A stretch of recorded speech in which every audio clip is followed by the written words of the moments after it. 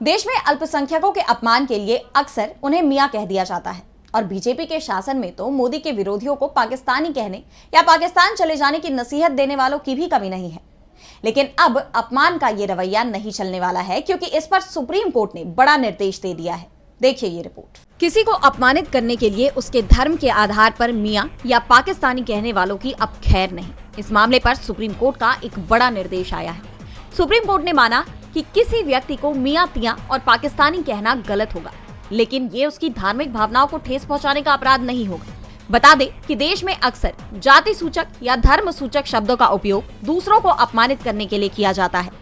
किसी व्यक्ति की जाति का उपयोग करके नाम पुकारना अनुसूचित जाति और अनुसूचित जनजाति यानी अत्याचार निवारण अधिनियम 1989 के तहत अपराध है। अब इसी की तरह धार्मिक पहचान के लिए शब्द बोलना भी सुप्रीम कोर्ट की नजर में गलत है।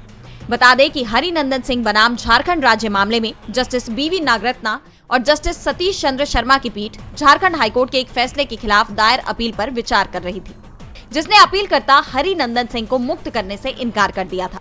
एक उर्दू अनुवादक और उप विभागीय कार्यालय चास में कार्यवाहक क्लर्क की तरफ से दर्ज किए गए एफआईआर में शिकायत की गई थी कि जब वो आरटीआई आवेदन के संबंध में जानकारी देने के लिए अपीलकर्ता हरिनंदन सिंह से मिलने गया तो उसके धर्म का हवाला देकर उसके साथ दुर्व्यवहार किया गया और आधिकारिक कर्तव्यों के निर्वहन को रोकने के लिए आपराधिक बल का प्रयोग किया गया। आखिरकार अपीलकर्ता के खिलाफ आईपीसी की धारा 353, 298 और 504 के तहत आरोप तय किए गए। लेकिन सुप्रीम कोर्ट ने पाया कि शिकायत में अपराध के तत्व नहीं बताए गए थे। कोर्ट ने कहा कि जाहिर है अपीलकर्ता की तरफ से धारा 353 आईपीसी को आकर्षित करने के लिए कोई हमला या बल का प्रयोग नहीं किया गया था। कोर्ट ने आगे कहा कि अपीलकर्ता पर धारा 504 आईपीसी के तहत आरोप नहीं लगाया जा सकता, क्योंकि उसकी तरफ से ऐसा कोई कार्य नहीं किया गया जिससे शांति भंग हो सकती हो।